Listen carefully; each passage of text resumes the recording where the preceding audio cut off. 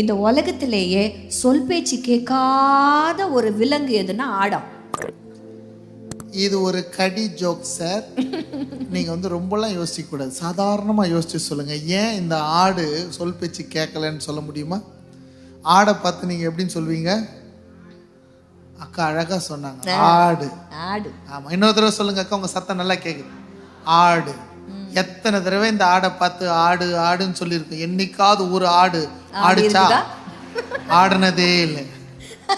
அதனால சொல்லுவாங்க உலகத்திலே சொல் பேச்சு கேட்காத ஒரு விலங்குன்னா ஆடுதான். ஆனா இந்த பைபிள்ல கூட பாத்தீங்கன்னா இந்த ஆட்டுக்குட்டிகளை குறித்து பார்க்கும்பொழுது ஏதாவது ஒன்று வழி தவறி போயிடுது இல்ல. 100 ஒரு மந்தையில 100 ஆட்டுக்குட்டி இருக்குது, அதுல ஒண்ணு காணும்.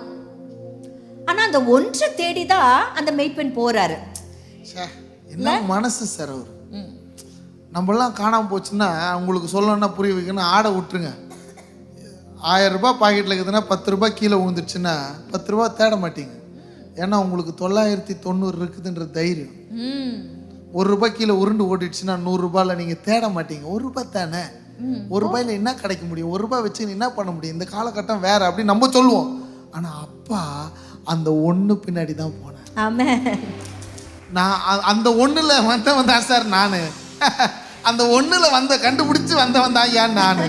ஆமா, அந்த ஒண்ணு. அப்போ இதை பார்க்கும்போது நான் உங்ககிட்ட ஒரு கேள்வி கேட்குறேன். ஏசப்பாக்கு அப்போ ஒன்றை தேடி போயிட்டார்ல, அந்த ஒரு ஆட்டுக்குட்டியை. அப்போ அவருக்கு அந்த ஒரு ஆட்டுக்குட்டி மேலே பாசம் ஜாஸ்தியா 99 மேலே பாசம் ஜாஸ்தியா? சொல்லுங்க, யார் மேலே ஜாஸ்தி பாசம் இருந்திருக்கும்? காணாம போன ஆட்டுன்னு எத்தனை பேர் சொல்றீங்க? அப்படி ஏசப்பா ஒருத்தர் மேல பாசம் வச்சு இன்னொருத்தர் மேல பாசம் குறைக்கிறவரா?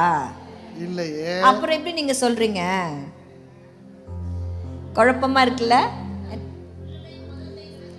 அதை தூக்கி நான் சொல்றேன், அந்த காணாம போன ஒரு ஆட்டை தேடி கண்டுபிடிக்கிற அதே அன்பு. ஏன் அந்த அன்புனா இந்த 99 இருக்க கூடாது. இந்த 99 100 மாறவே மாறாதுங்க, ஃபுல்னஸ்க்குள்ள வராதுங்க. அந்த ஒண்ணு வந்தாதாங்க. அந்த ஒண்ணு கொஞ்சம் யோசிச்சு பாருங்களேன். இந்த மாதிரி நம்ம யோசிக்கவே இல்லை. இந்த ஒண்ணு உள்ள வந்தாதாங்க நிறைவு. எஸ், இந்த நிறைவை அவர் இந்த 99க்கு கொடுக்கணுன்றதுக்காக தான் அந்த ஒன்றை தேடி போறார். அந்த ஒண்ணு மேல அப்படி ஒரு பாசம்னா இந்த 99 மேல இப்படி ஒரு பாசம் இருக்கு சார்.